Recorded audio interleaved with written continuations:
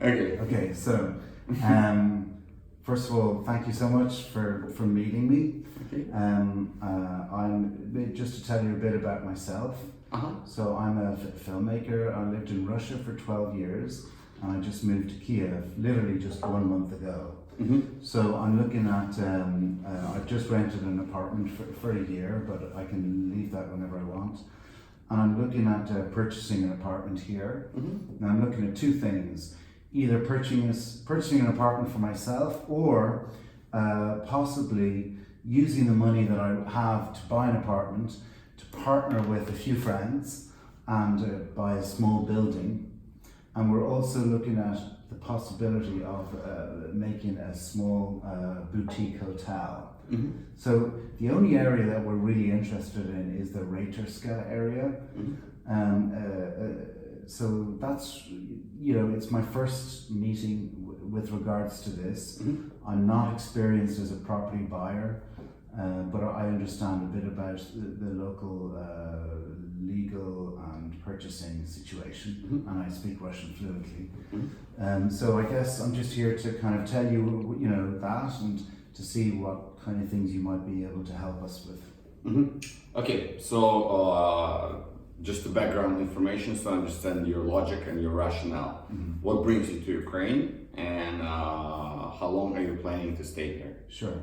Well, I worked as a filmmaker for the last 15 years. So I made a couple of movies in Russia, quite big movies, and I left Russia 2 years ago to work on another English language project, which just finished literally about 2 months ago, quite abruptly. And I've always felt the kind of gravitational pull back to Russia because I was very happy there, and I understand the local culture there, and I enjoyed my work there. But I started to think that the Russia experience for me, Russia 2.0, if you like, in my life, would not be as interesting as the first one, because the economy is weak there, the atmosphere is bad, and the politics is worse. And Ukraine is completely different, right? It's the opposite. You've got a new government here, new hope, and lots of new opportunities. So I have lived in Odessa for 6 months. I made a movie in Simferopol, and I visited Kiev many times. But I decided to come here just for a couple of weeks to, see how I felt about the place, catch up with some of my old friends. And very quickly, I could see the amazing opportunities here. So I thought, wow, this is great. I'll stay here instead of going back to Russia. Okay. So I'm here with a view to developing my career in film, but also there are lots of other opportunities that I'm really interested in. One of them being this property idea. Okay, I understand. So right now you're just having a look. You like the energy of the place, so you probably want to stick around. Yes.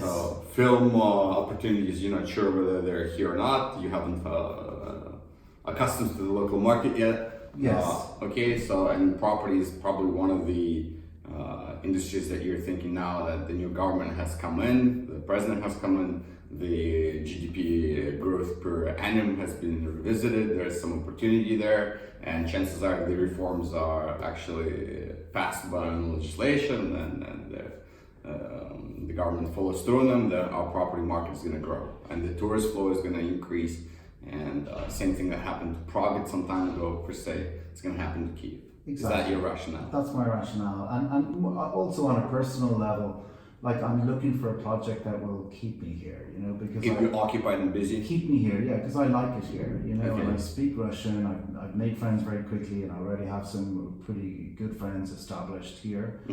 And I'm talking with a lot of people about starting up something, and obviously a lot of the startups won't happen, but there's just this real culture here that I can feel. It's like a kind of a gold rush mentality, especially amongst the expats and the people who are entrepreneurial, who have a bit of money to invest. And in my movies, I had a lot of private investors, and I've retained those relationships. And I'm pretty confident that if I can, locate a good property development opportunity, that I can raise money for that. But it would be an opportunity for me to get hands-on involved in. I understand. That's why I was thinking like a small building that would need renovation, or a small building to convert into a boutique hotel. Okay. And I'm interested in the hotel idea. A friend of mine, I don't know if you know him, Roman Girne. He owns a bar called Cinematographer's Party. So he's just came over here 6 months ago, built a bar. He wants to develop more bars, and his bar has been very successful, mostly because of the design. It's very unique and real special place. A lot of filmmakers, artists, and people are hanging out there. So he'd be someone, we're talking about partnering on this hotel idea. So he would be in charge of the design concept, and I would lead the charge to kind of raise finance and Okay. the elements on it. Okay.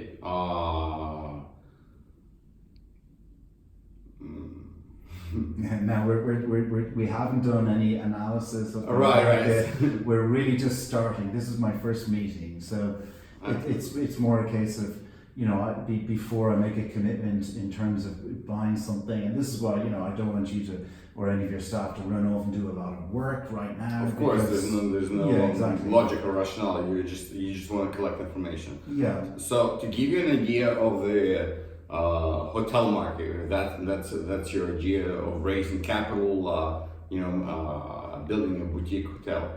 It's quite complicated, to say the least. The reason being is because each unit is individually owned. So in order to reconstruct an older building, you have to buy out all those single units. Yeah. And there's, of course, there's going to be people who are not going to sell because of their mentality. It's not a question of money or the price. So that's why the idea of a small boutique hotel, it's very difficult, is it? Yeah. it's possible, but the opportunity is very limited. So you have to look for something that's already there, someone that's already converted, that done through the headache of getting all those people to move out. Yeah. And maybe they didn't manage it right, they didn't decorate it right, didn't use proper marketing. So something of an opportunity there. Yeah. That I could see happening. So buying like a multi-unit hotel, and also it's a question of sizing as well, and the regulation. Now, the hotel market in Kiev, it's quite unique as well, because there's a lack of hotels, and the prices are extremely high for the nice 4 or 5 star hotels, Hyatt, Intercon, Fairmont, etc. So what's been happening over the course of the past 20 years, it's actually quite interesting. It's that we had the local Airbnb. Yeah, it's a big deal here, I know.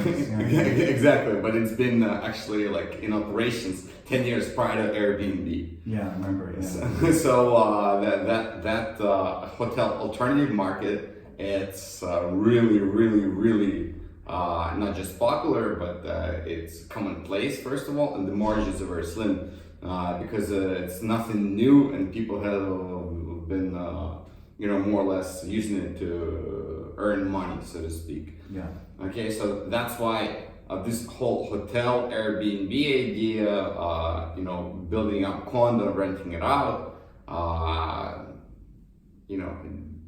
it is possible, but everything depends on the yield that your investors are looking to obtain. Yeah.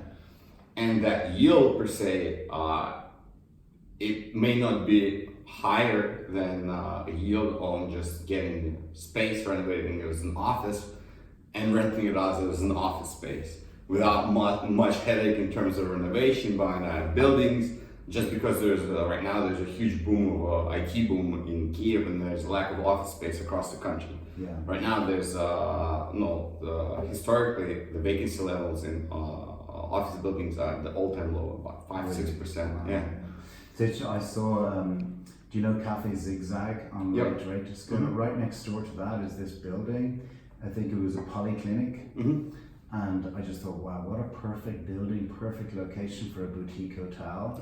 But someone has bought it and they intend developing it as offices, which I guess that's more profitable and easier for smaller developers to manage, of course. But that building, everything that you said about like polyclinic, you have to understand that it was publicly owned, state-owned, and somehow came into private hands. Now there's court rulings, there's legal battles behind it, so that's why the project is frozen.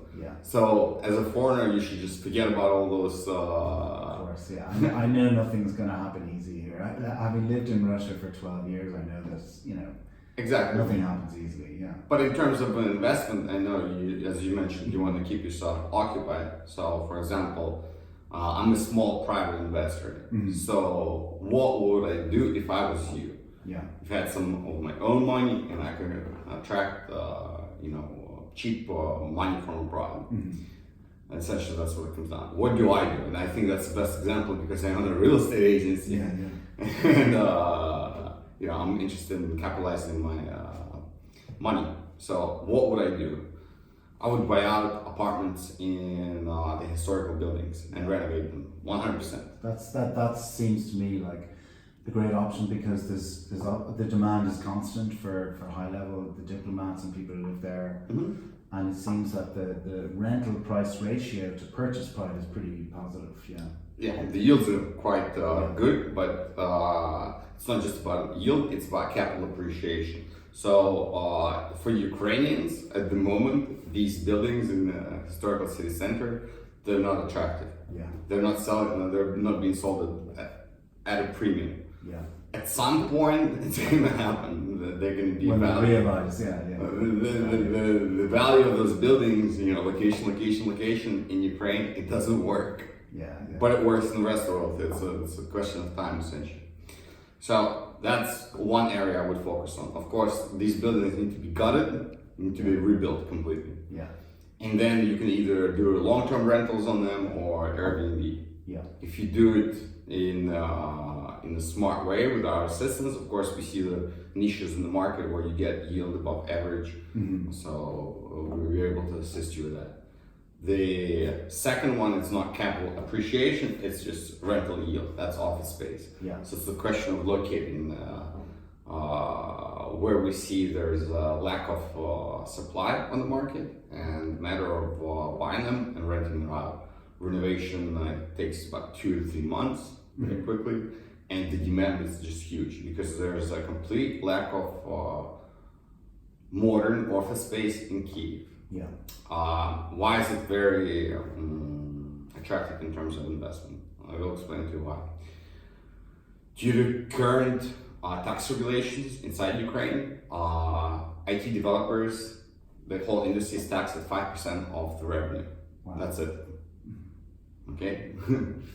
Compared to the worldwide, 40-50% of the income tax and the social security, pension, whatever it costs IT companies to keep the 80%. So can you explain that again?